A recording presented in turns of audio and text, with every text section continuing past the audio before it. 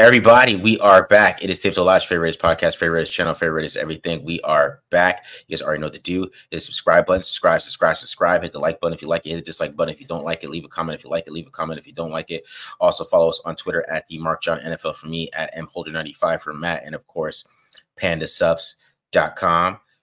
Discount code TDL for 35% off. And of course, shout out to Dogs Media Network for supporting us. So Dogs Media Network. Make sure you guys check that out for supporting Tape Don't Lie.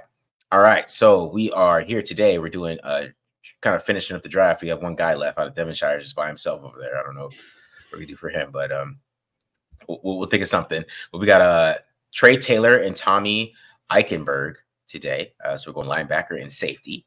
You know, two of the not very heralded positions in the NFL right now, but we're going to be going over those today, so it'll be exciting to kind of deep dive into those two, because definitely, especially Trey Taylor. I know Tommy Eichenberg, they're definitely some late round guys that have some potential to become starters later on down the line. So definitely a lot of potential there. But first, it was opening of OTA coverage. I guess OTA started yesterday. Yeah, but we got our first coverage of OTAs. And looking at how that looked. And there's a lot of interesting tidbits that we want to talk about a little bit first. Main one, of course, is the quarterback battle between Aiden O'Connell and Gardner Minshew. I guess Aiden O'Connell had the better day today. Definitely looks like the better quarterback, according to reports that I read. He's supposed to be the better guy right now. So we'll see how that's going to go. So, I mean, obviously, Minshew has a lot to do. The beat writers aren't very, they don't like O'Connell. So they're like, oh, there's no like going out of, like, there's nothing out of this world they did, but O'Connell looked better. So they're still eating crow on that a little bit. But on that prediction of Minshew starting, they are eating a crow a little bit on that one. But Aiden O'Connell looked a lot better today than Gardner Minshew. What are some of your thoughts on that, Matt? Well, I mean, obviously wasn't there at practice to watch. I'm not terribly surprised. I think both of us, like, I understand the money they gave to Minshew, and it is quite hefty for a backup. And there's obviously incentives in there for him to reach even more money if he makes a certain amount of starts. So they clearly think he's capable of at least competing for that job. But I think both of us have kind of felt most of the way through that Aiden O'Connell is probably the better of the two, and probably at least gives you more upside potential. Because, like we said before, we know what Gardner Minshew is at this point in his career, and at least there's some mystery and some upside and some potential growth with Aiden O'Connell. And I mean, I don't know. The one thing I did see, obviously wasn't at practice, but that video between the two of them, like throwing to the net, where like there was even with Aiden, who again we've talked about doesn't have the strongest arm in the world, at least had a little bit of zip on it. And then Gardner Minshew comes out there, and I made the joke in one of my group chats, like, do we have a calendar to get the speed on that throw? Anyone have one handy or anything like that, just to time it? Because like we're talking about when he did his breakdown, it was not exactly impressive. And then I'm pretty sure he like completely missed the net on one of them. Like, oh, buddy. So I saw that. I'm like, yeah, I can buy that Aiden O'Connell had a better day. I mean, not that it means much on day 2 of OTAs, but yeah, after watching that video, I'm like, you know what? I'm not even going to refute that claim. I'm not going to try and go against anything anybody said. So yeah, it looked like a rough one a little bit for Minshew from that regard, but yeah, about what we expected, I guess. 2 days into the season, 2 days into the off-season program. Yeah, it's gonna be a little bit of an uphill battle, I think, for Minshew to kind of take that, unless O'Connell just does really bad. I watched a little bit of the interview he did with Max Crosby. And, I thought there was some interesting things that he talked about there, just him getting the starting job and kind of dealing with some of the things at the hard times of last year and some of the games that he went through. So I think he's kind of primed and ready. And also too, I'm starting my little quarterback thing when I'm watching every single quarterback, and I started with the rookies and watching Bryce Young and then Will Levis. I think Raiders fans just appreciate Aiden O'Connell a little bit more. That's all. That's all I'm gonna say. That's all I'm going to say. Right. They should appreciate it a little bit more. But I did think it was funny that Josh McDaniels forced him to wear 4. I don't know what that was about. But that's some weird stuff, man. Like, I would love to like just give both Josh McDaniels and Derek Carr some truth serum and be like, what do you guys really think of each other? Like, let's hash this out right now, because remember it was so weird when like the Raiders beat the Broncos in the season opener last year, and Derek Carr's like, yeah, I texted Josh McDaniels, like, said, good job. I'm like, bro, don't you hate that guy? Yeah, they hate each other. I mean, John, to do that, like that, to force the guy to make him wear that number, like that's a pretty clear F you to Derek Carr. Like, oh my God, it's just funny. So that's he changed the number because he said it was a little, he felt disrespectful. But I just think that's funny. Like, come on, Josh, why are you such a troll, bro? Why don't you worry about winning instead of trolling Derek Carr from when he's in New Orleans? You know what I mean? It's just because if you can't win, at least disrespect the players. That was Josh McDaniels' MO as head coach. Did it in Denver and did it in Las Vegas for a year and a half in Denver too. It's like, just be a big dickhead. That's your shtick. That's what you got to stick to.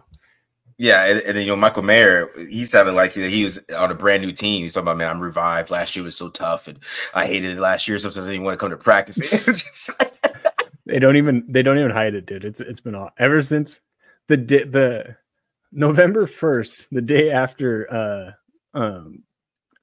McDaniels gets fired, which ironically is all what is it, All Saints Day, whatever, where you honor the dead, and after the guy gets fired, and it was just like as soon as that, like, just this black cloud was lifted, like all the players are just sitting there rejoicing. Like says a lot, man. What a terrible hire. Every story, I'm just like, God, like I hate myself for almost falling into the trap that maybe this guy changed, and you just hear stuff like that, and you're like, God, this guy sucks. I blame Albert Breer. Albert Breer had us thinking he changed. It's Albert Breer's fault. He's his biggest fan. All right. Some other things that happened here. So the offensive line is Colton Miller didn't practice, but Colton Miller, Jackson Powers Johnson, Andre James, Dylan Parham, and Thayer Munford, who I guess took every single first team right tackle snap. So we'll stop that right there. That battle's over. I mean, there's no switch. I guess because ain't no Connell Gardner Minshew, I guess they shared it a little bit. They shared first team snaps. But Thayer Munford did not share any first team snaps. So he is the right tackle for the Raiders. And he's going to be playing, I guess, Jackson Powers Johnson and Cody Whitehair switched. So at left tackle? Left guard. I don't know who's playing left tackle right now. Colton Miller, I hope. I don't know. No, but if Colton's not practicing, that's what I'm saying. Is what I was going to say is if it's Glaze or Pete, that might be part of the reason why Munford took all the snaps at right tackle if no one else had to take him at left. Maybe you're right. You're right about that. That's a good thing to call out because I don't know who played left tackle. They didn't mention that. I guess it's irrelevant, but I don't know. I don't know who played left tackle. Maybe Vinny can tell me tomorrow on the radio. I don't know, but yeah, no idea, dude. No idea.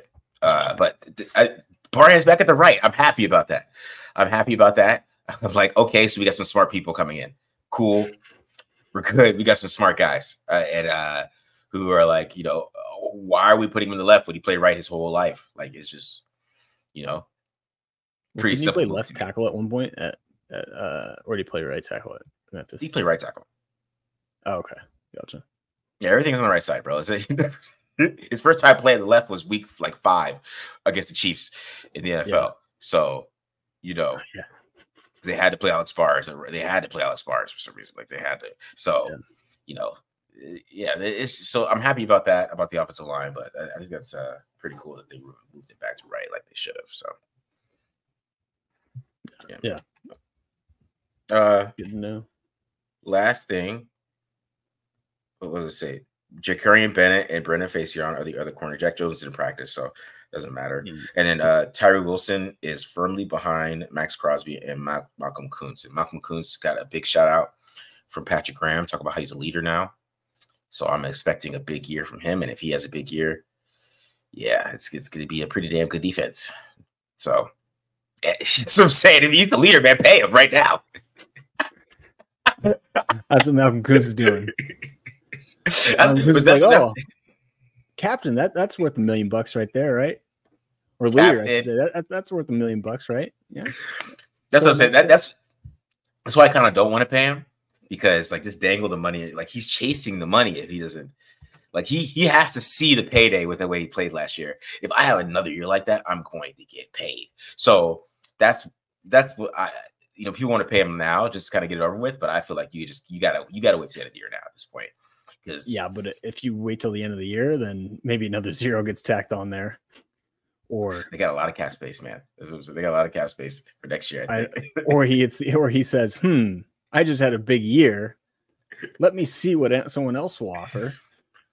Yeah, man, but that's why we got the franchise tag for, Matt. Nope. Boop. You stay here and franchise tag him at like okay. We're talking. I mean, franchise tag for an edge is like $25 million right now. I don't even want to know what I mean. I like Malcolm Koonce a lot, but he'd have to have one hell of a year to be a $25 million player. I think he is because he's chasing money. I think that's going to be if the money is in front of him. If they paid him already, then I'd be like, okay, let's see how he plays. But now he is literally chasing it. Because even if we don't pay him, I mean, if he goes up there and puts like 13, 14 sacks up, he's getting paid by like, I mean, you can see how Trey Hendrickson's got paid. You know what I mean? All those guys that had those kind of seasons before they hit the free agent market. He's going to get paid by somebody. Wants to get paid again. Oh, hell yeah, I bet he does. He's better. He deserves it a little bit. So, Koonce, yeah, man, he's primed for a big year. We'll see how that goes. Yeah. If him, Max Crosby, and Christian Wilkins all have big years, man, and then Nate Haas might have more interceptions than we think. That's all I'm going to say. He's going to have those guys to play some ball hawks in the back and take advantage of some of those quarterbacks' mistakes under pressure. That's when it's going to be a pretty damn good defense. So I'm excited about the defense more than anything. Yeah, no, I mean, a lot to be excited about. I mean, I think saw a little bit on the quotes.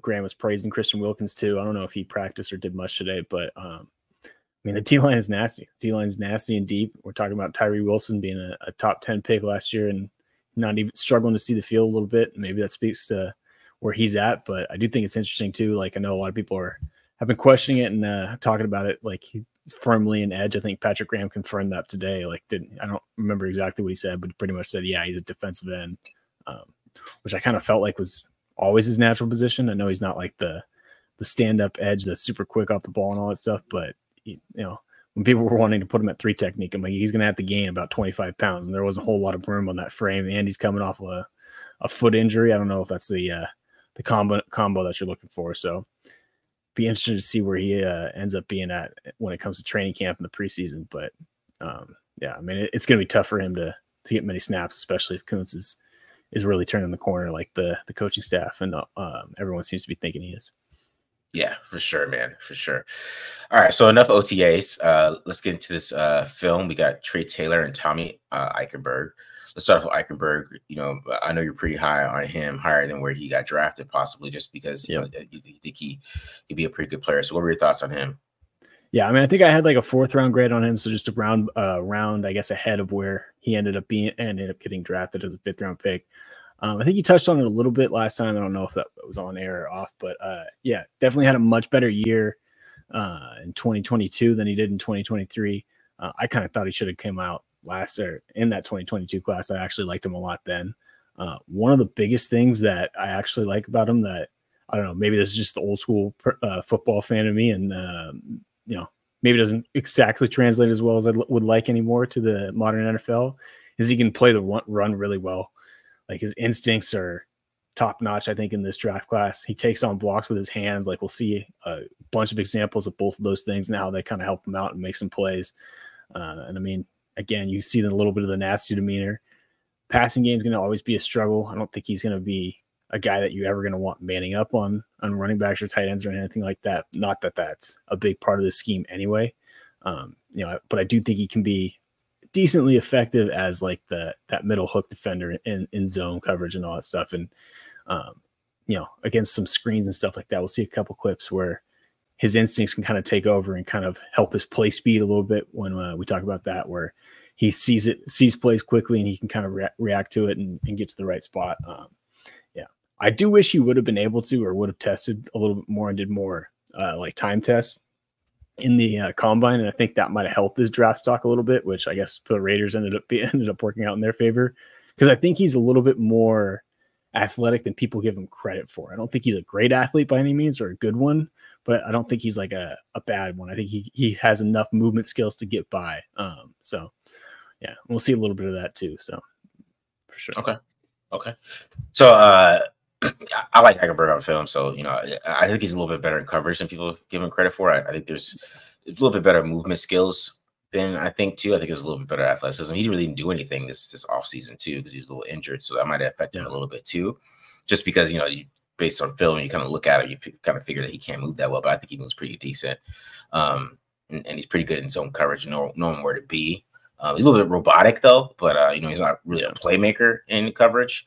But you know, he'll do his job. You know what I mean? That's kind of the thing how I feel about him. So Trey Taylor, I know you watched Trey Taylor today too. You know, for an article for Silver Black Pride, I watched Trey Taylor a little bit more in depth than I usually than I did before, and his film is just impressive, man. It's impressive. He doesn't do a lot wrong, right? It's hard for me to find something that he really does, like a serious weakness where I'm like, oh my God, it's there. Like I was thinking of like his tackling a little bit because he has some tackling trouble against UNLV. But you go to some other games, he's like tackling like crazy, right? And then you know, and it's still a little bit of an issue there, but you know, he's good in coverage. He can cover tight ends, right, one-on-one. He makes plays on the football. He's always around the ball, gets his hands on the ball. He's a damn playmaker. Scores touchdowns on defense, makes plays. He's always in the right spot. So he's just so sound. So it's just so interesting that he fell to the 7th round. You know, I don't know what the NFL felt like, but it's, you know, I wanted to put Jamal Adams, you know, compare him to Jamal Adams. I'm here. I pulled up that RAS. I forgot to put it in this thing. I was going to put it up here. But they literally have almost the same RAS, him and Jamal Adams. And his RAS is actually better than Jamal's in certain areas. Okay. But they're the same height. They're the same weight. They have the same 3-cone. They have the same 40. They are literally almost the same prospect. And it's kind of trips me out because when I watched him, that's why I was thinking who he was. But I was like, this doesn't make any sense why he's the 7th round. But, you know, Jamal Adams is like one of the most hated safeties on Twitter. So,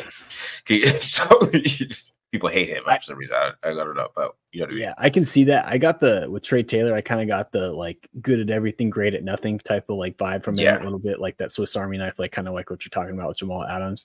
My biggest thing with him, and this, again, this I guess the old school football guy in me is taking on blocks. I wasn't exactly impressed. Like there were a few crack blocks that I watched where like he was getting put in the ground by wide receivers, and I'm like, buddy, if you're going to play in the box, and especially if you're unblocked, you got to get that head on a swivel. I know you're looking for the crack call, but when they're 500,000 or not 500,000, when they're 50, 60,000 people screaming and whatnot, you're not going to hear that. You got to kind of be on your own help there. And there were a couple times, and like I think it was in one game that he got crack blocked pretty good. Yeah, I will say the third time he made the adjustment and actually made a move to make the guy miss and get back outside. And then there was another rep too where he was taking on a block from a tight end and kind of got collapsed out there. So, you know, if he wants to play in the box, that's where I think he's going to have the biggest growth. But yeah, I think like you said, like his eye discipline was super impressive to me. He was seeing things in coverage, like sometimes going a little bit out of his zone to make plays. Like I posted one clip. If I've ever got to talk to him, I'd have to give him a little bit of crap for it. He had I'm sure you know what I'm talking about, where he had the pick like literally in his hands and dropped it. Yeah. It was a great rep. I'm sure you'll pull it up too, where like he's like the weak hook, and he like gets no one. He opens to the passing strength like and gets no one in his area, and he ends up seeing like the seam route on the other play and like being in a position again to should have made an interception. And there was a lot of impressive stuff for sure. Like just him being able to get around the ball, which I think is huge for safety. Yeah. He's just a little bit of a ball hawk. That's what I like. He's a ball hawk, but it's just like when you're that big, right? You're 213 pounds as a safety. You just expect him to play the run better. You know what I mean? Like exactly what you're saying. Like you expect that, and you know it's like he plays like 190-pound safety. He's 200. you're just 25 extra pounds there, dog. You know what I mean? So he's a big dude. You expect him to lay the wood like a big guy. You know what I mean? So pause, but you know what I mean. So. All right. So let's get into some Tommy Eichenberg, bro. So I'm gonna start off with a little bit of a few clips of him affecting the passing game. This first one, you're gonna see a little bit of the instincts that I was talking about. Get a nice little sack here on the stunt. Again, nothing too special here, but you can see a little bit of the speed and the burst too. And also, like I've talked about this a few times when we're watching defensive linemen and stuff like that. When you're twisting, one of the biggest things that you really want to be able to do or stunting, you want to be able to gain down vertically and laterally at the same time. And like you see a great example of that here from him. Like I'll start it right there. You can see that there, and then just boom, close on the quarterback, make a nice big hit.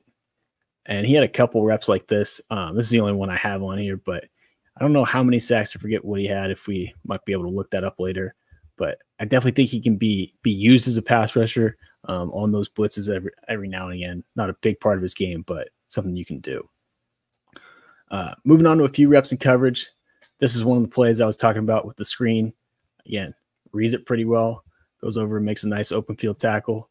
Do think he gets a little bit of help from Van Pran being stuck on the line, tripping up a little bit. But again, beats the alignment of the spot. Go make a nice tackle. You can see he reads it pretty quickly. He hits his drop, sees the throw, and then just trigger. Then at that point, it's just like a stretch run. So I think that's where he can definitely provide some value. He's decent at closing in coverage and can do these sorts of things. So I think we'll get a nice example of that here. Again, nice little hit too here. Similar type of thing. I think this is zone coverage. Let me back this up. Oh no, we got man, I think, playing the low hole here. Mm-hmm. Boom. Nice stick. Get some extra yards. But moving on, got to get to a little bit of the bread and butter. Obviously, an adverse situation here in the goal line, wildcat formation, expecting a run here. And this is what I'm talking about a little bit with his instincts. Like you see him be patient, kind of let that hole naturally develop and then shoot it. And then on top of it, nice job a little bit. You can see it here, taking on the block, using his shoulder, being aggressive against this offensive lineman that he's given up some size to so that he doesn't get washed inside. We end up getting involved in the tackle, preventing that touchdown. See a lot of that going on. Moving on to this one. So this clip, to me, was probably one of the more impressive plays he made. I know he doesn't make the play, or he doesn't, defeat a block or anything. And we get a little bit of help. I believe this is Jack Sawyer, the guy who's going to be like a first or second round pick next year. And that's Michael Mayer over there from 2022. But and Sawyer's going to set the edge here against Mayer.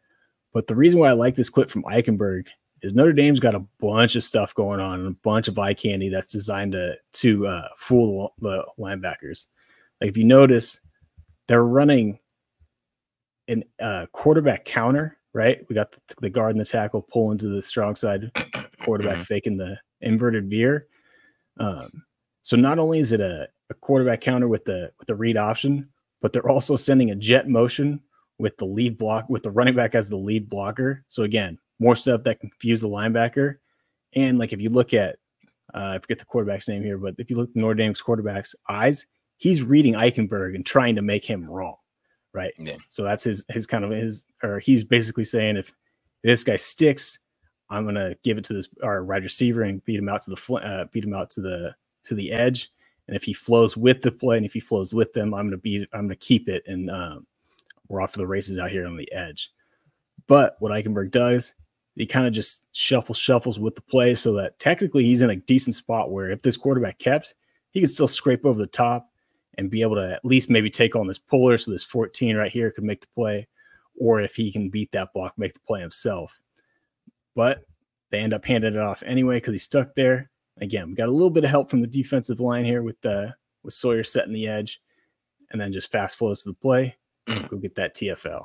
So again, lots going on, a lot of stuff going on here, a lot of stuff that can confuse a linebacker, especially if your instincts aren't on point. But being a football player here and technically not even reading our keys if we're keying the offensive line here and being just being less robotic and making a play and going and getting a high quality tackle.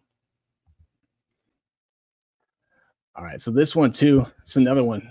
So if we back this up pre-snap, if we do the run fits or fit the run right here, so this defensive end is going to slant inside and take care of the C gap. We got the overhang here, the safety, kind of take care of the D or anything outside the tight end. This end is actually going to slant into the B gap. Got weak B here. Linebackers got weak A, and then the end's got weak C out over this side. So this is tough for Eichenberg because he's got to take care of the strong side A gap and anything going outside of him too, right? Because especially once we get that puller to kick out this defensive end. So he's kind of got like a little bit of a two gap from a linebacker position, where if you can see, he's going to initially stem inside a little bit, right? Like we start in the B gap and he ends up covering up the defensive tackle. And once he sees the flow of the play and sees these two pullers going to the outside, now he's out there and he gives himself a nice good opportunity to go get a TFL and go get an unblocked TFL. Now, I would like to see him run his feet and make this tackle more, but I don't think his tackling is a huge issue. So as long as he can keep getting away with it in the NFL, we'll take that. But again, another nice play where he can he uses his instincts and as a football player to adapt to go make a play. Another one here. This time he just kind of reads the play better than reads the play faster than the offensive lineman I think was expecting him to. Got Wisconsin here on the ropes, backed in their own end. Obvious running situation. I mean, you can see it right here.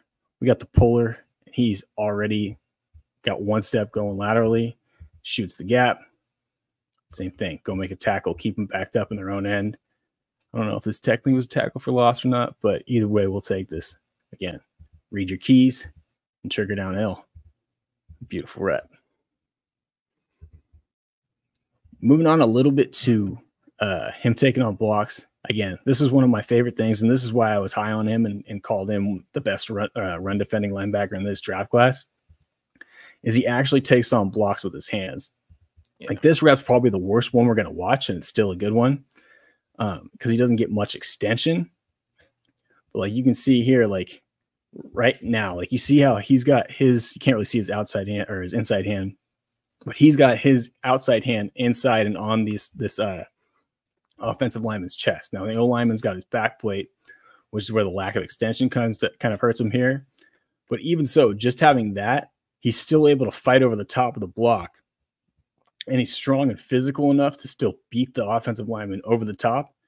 And then on top of it, too, he still gets involved in the play. So this is kind of what I was talking about, too. Like, you're not going to find many linebackers, especially in the college game, that are able to, or that do this anyway. You know, this guy, if he doesn't beat him with quickness over the top with a lot of linebackers, they're screwed, and that gap's going to be open. But with him, because of the way he takes on blocks and because he uses his hands, he can actually get off of it. And even when he's not perfect, he can still get to where he needs to be able to make the play. See another example here, this time going up against Georgia. This is what I'm talking about a little bit too, where like he can use his like athleticism to help himself out here. Like that's not like a easy thing, easy movement skills to be able to do to go hop from one gap to the other. Also, I'm pretty sure he's covering up for his defensive tackle, his 3 technique, who gets his ass kicked out of the gap here. Like I'm pretty sure, especially based on his angle, he's responsible for the B gap right here, right? Because we got this edge player to take care of the C gap, and then someone should be coming in on the inside, filling in that hole. No one does though. But like you can see, like all of a sudden this 3 techniques getting pushed into the Chick-fil-A sign. Almost hitting the cow that's always in the end zone. And then again, uses his hands too to shed this block. Like he's ended up being more aggressive. Like he catches I don't know if that's I think that's Van Pran. Yeah, it is. Yeah, who he catches Van Pran by takes the fight to him. And I mean, I know Van Pran wasn't in a good spot, but puts him on the ground, and then 2 ends up making that tackle. And as you might be able to see, this play had a chance to be a big one for Georgia if this running back bounces, because I don't think Buddy over here is making that play. And then we got 2 guys, we got a 2-on-2 matchup. So a nice tackle that might have even saved a good play. Yeah. This one is the best example. This one, again, missing the days of the linebackers with a neck roll. If you like old school linebacker play, this should fire you up. Yeah, right. Right. So he's lined up with the Sam here. Takes on a block from a guard. I mean, like teach tape material, hands inside, get the extension, lock it out, and it just makes your life easier. It's so easy to get off the block. Like that fires me up, man. Like this, yeah, especially against a guard like that, man. Just getting that kind of that's ridiculous. It's pretty damn good. Yeah, it's exactly like pretty damn impressive. Like, boom, lock him out.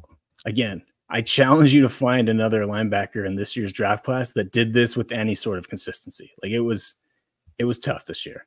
Last year a little bit too. Like that was part of the reason, not to toot my own horn a little bit, why I was higher on Jack Campbell than other people, because he could actually do stuff like this. And this is exactly why I liked Tommy Eichenberg.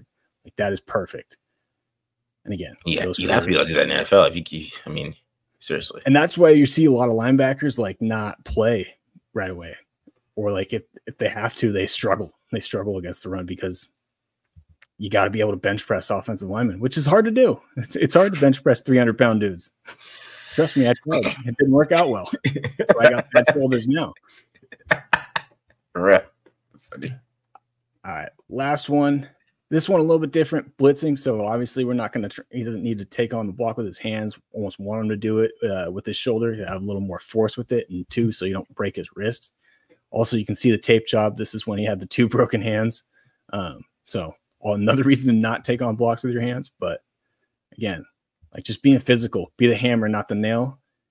Ends up reading this play perfectly, gets the spot, takes on the block from the tight end, and forces that running back to cut it back inside right into that defensive tackle to make the play. So a good example of him making the play without making the play. Like that is a great edge. That's taking the fight to this guy and winning to close that rushing lane down. And we go for no gain. So yeah. Again, go ahead. The 2022 tape, if you want to be a believer, is better. It's better to watch than than the 2023. I mean, I think we watched it even it was when we were doing Glaze. Glaze got him one time where he didn't use his hands, but then I think later in the game we saw it where he got him back a little bit. And like I said, man, a linebacker that can actually take on blocks gets me fired up these days, and he can do it. That's for sure. Yeah, he has the ability to kind of take on blocks like that. I mean, you saw even this year when I watched this game against Michigan, he was able to do that too, take on guards and stuff like that. So it's still there. Like I think it's interesting. I think he just missed a little bit more tackles this past year. I think he had a little more trouble wrapping up, but taking on guards and stuff like that and playing the run, it was still there. I mean, you still saw that ability, and I think like Antonio Pierce, he really develop that. I mean, there's a lot to work with at the linebacker position with him. Like I said, even in coverage, he's not like in zone coverage. He's usually always at the right spot, knows where to get to, knows where to go. And I think that, that's something that he does really well too, is in coverage and zone coverage. I mean, do you want him guarding somebody one-on-one? I mean, every time I think about that, I'm like, how many linebackers do you really want guarding somebody one-on-one? I mean, there's not a lot. Yeah. So it really isn't. I could get probably like a handful, right? Probably count them on one hand how many guys I feel comfortable one-on-one coverage. You know what I mean? Yeah. So, but in zone coverage, he's all right. Like in maybe he's not as instinctful as you like to be there, but he's not going to be in the wrong spot. And if the quarterback makes a terrible mistake, he might be able to take advantage of it. So, yeah, no, I think one of the things like that. I think, and I'm pretty sure I said this on here before, and I'm not the first one to break this or to make this comparison either. Like a good comp for him and a good like style of play is Robert Spillane. Like that's a great mentor for him. I think they're very similar in like that they're both good run defenders who could take on blocks. And then we saw this past year, Spillane obviously took him about 4 years. It took him 4 years in Pittsburgh to really put it all together. But we saw him really grow in zone coverage and doing exactly what you said, figuring out how to read quarterback size and step into those throwing lanes and getting a couple picks in a lot of big situations. That's, I think, the one spot where I think he can grow in zone coverage is I felt like when I watched him, he'd get a little bit caught with his eyes in the backfield too often and, not see and locate threats. But again, that's stuff that's fixable. And someone like Robert Spillane is the perfect person to sit there and talk him through it and coach him up. So yeah, he's exciting, man. I know he's a 5th round pick and don't want to temper expectations a little bit, but yeah, he's a quality one. He was a good get to me in the 5th round there. Yeah, I agree, man. I agree. All right, guys. So we'll take a quick commercial break, and we'll be right back. On the College Football Dogs website, you'll find a main page that features some of our biggest and newest stories. Our conference pages for content related to your favorite team's conference. Our team store, where we have products that are available all year long, as well as gear available for a limited time only. our podcast page where you can see when one of the 12-plus College Football Dogs podcasts is streaming live on social media. Our subscription page where you can join our Discord. Really do appreciate any donations you can make by visiting the donate page on our website or scanning the QR code here. College Football Dogs, for the fans. All right, we're back, guys. All right, so let's get into some Trey Taylor. All right, so we're going to start with him playing the run. Of course, this is Air Force, so, I can't get all 22. It would have been a long search. So, but, when you're watching a safety, you can still get some good idea of him playing the run for the broadcast. So you see him here, up here. You see him highlighted right here. He does a good job coming in the box on this one and getting in there and making a tackle right there. So, I mean, like I said, you do want to be a little bit on this tackle for how big he is, but he's doing the job here on this one. He's getting the tackle. All right, gets it done there. And he did lead Air Force in tackles in 2022. He did in this past year, but definitely can be a sound tackler at times. Like you see right here, it's a good job breaking down on this one. And he's got this, he's just him and this running back one-on-one. It's a good job keeping his head up, getting lower than he does, and kind of standing him up there. It's a good tackle right there. It's a good form tackle. It's pretty Pop Warner. It's like that's how you tackle right there. So I see good job breaking down, getting lower than the running back, be able to rise up. Let's just see a little bit of the strength there. All right, so here's another one. Another good open field tackle here. See him kind of see it. What I like, he's breaking down again, right? So you get a good breakdown here. Of course, he gets a little help on this one, but you still see a little bit of the power there, a little bit more. But I like when he breaks down like this and he wraps. He's a good tackler, good sound tackler, right? He does have a little problem with wrapping. We'll talk about that in a second, but see him kind of get here and, like I said, keep his head up. Good form tackle there. Get that help right there. So, I mean, when you picture him in the box, is what you want him to do. So we'll see here. Here's him in the open field. I think CBS Sports gave me some all 22 here. All right, so check out this one. So see him in the open field. I really think this is a good tackle. It's a good read by the quarterback there, who actually is a pretty good guy. He kind of says that he's an eye watcher. So for him to go to right and come back, definitely tell he was watching eyes there.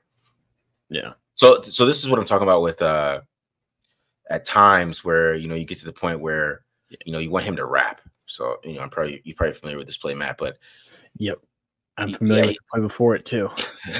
You know what I mean? Like you got to wrap here. You know what I mean? Like you just gotta wrap on this one.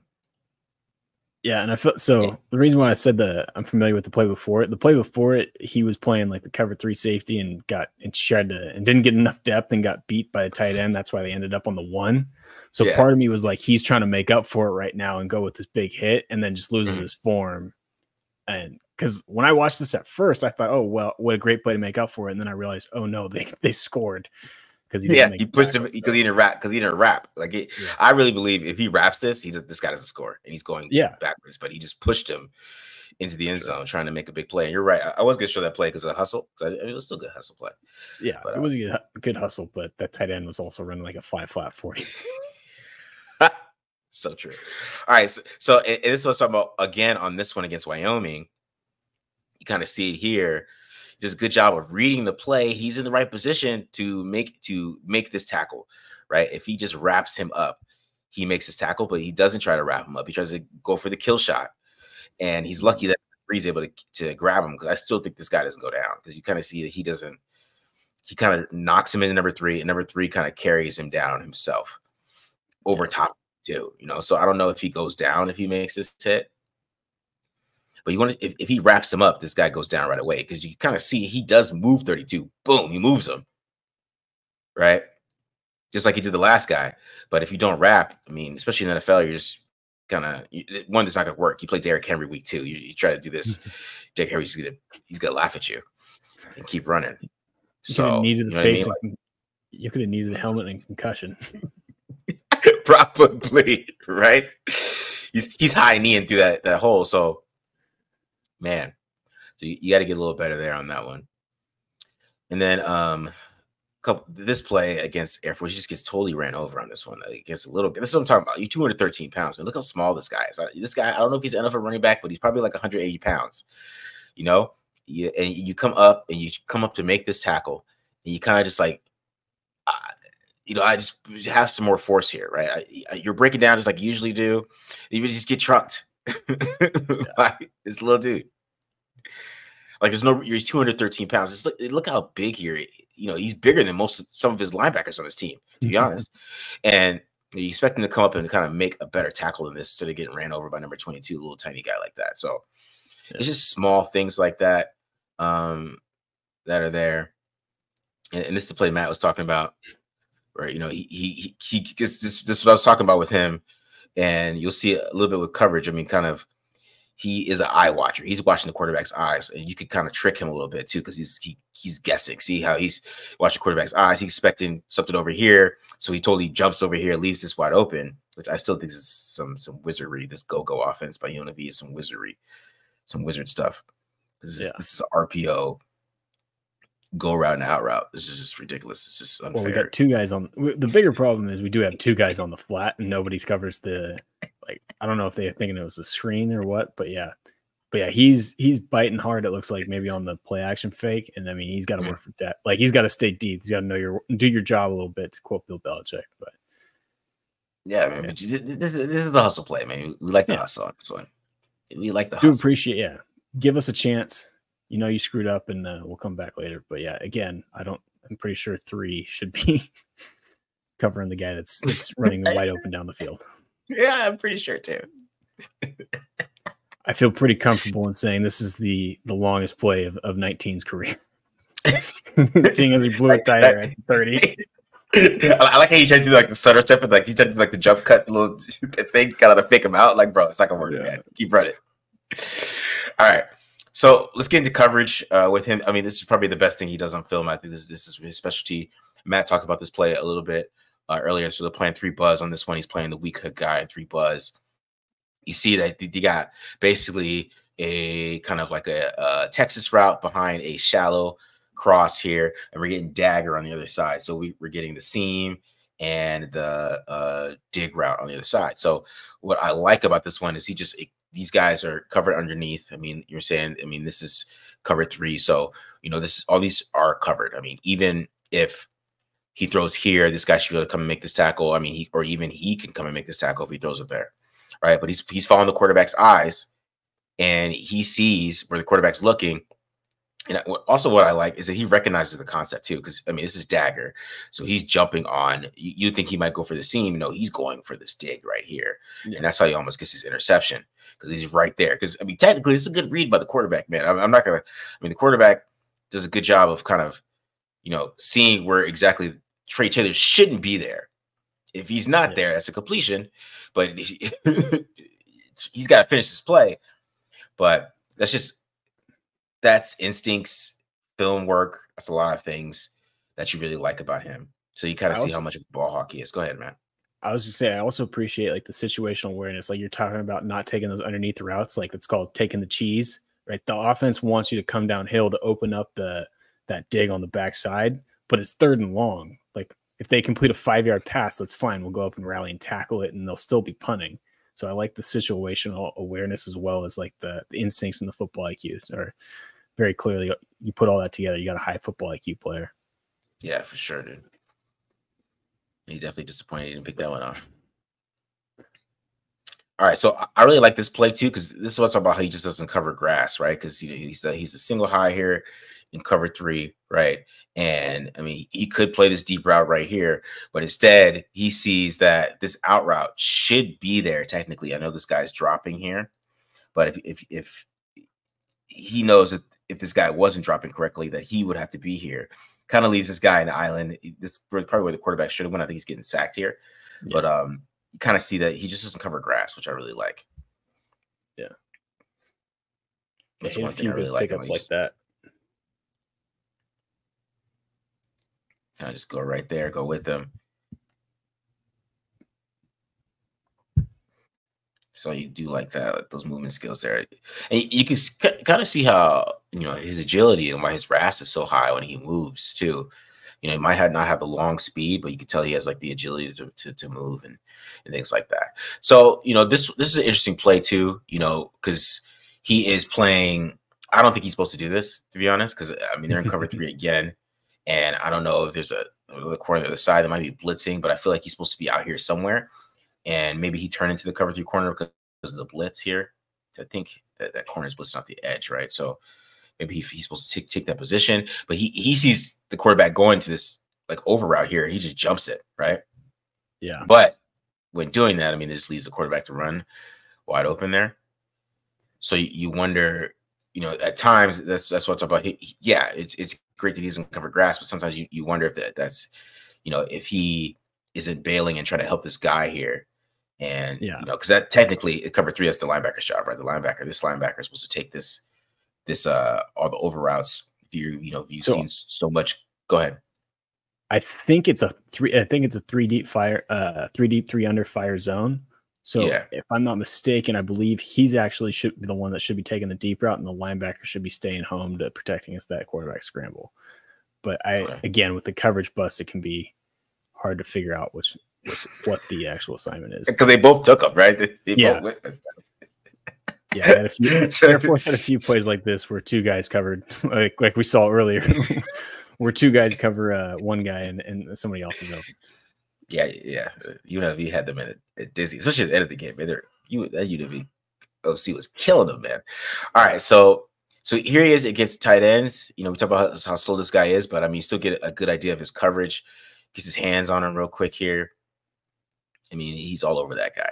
I mean, if he wanted to go there with the football, there's not a lot of room for him to get this pass off. So that's why I say he's got the length to cover tight ends. It just does have a little bit of shorter arms. I'm not gonna say length. His arm is about 31 inches, so I'm not gonna go length there. But you kind of see that he does have the physicality to cover tight ends. And there's like 8 one-handed catches by UNLV too this game. This is hilarious. Just disrupts the route. Yeah. So does a good job there on that. You really like that play right there.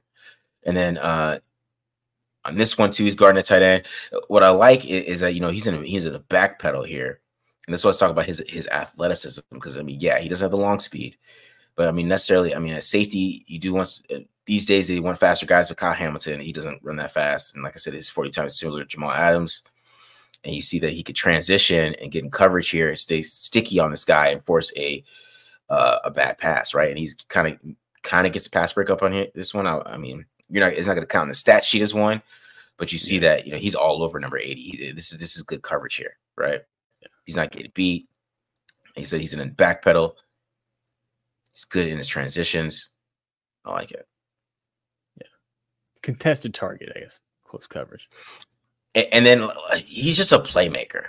And, this play is crazy to me. He's just a damn playmaker. And I think that's probably his best attribute. It's ball hawk playmaker, right? And stuff like this you can't teach. Like, this is a slant. This is an RPO slant.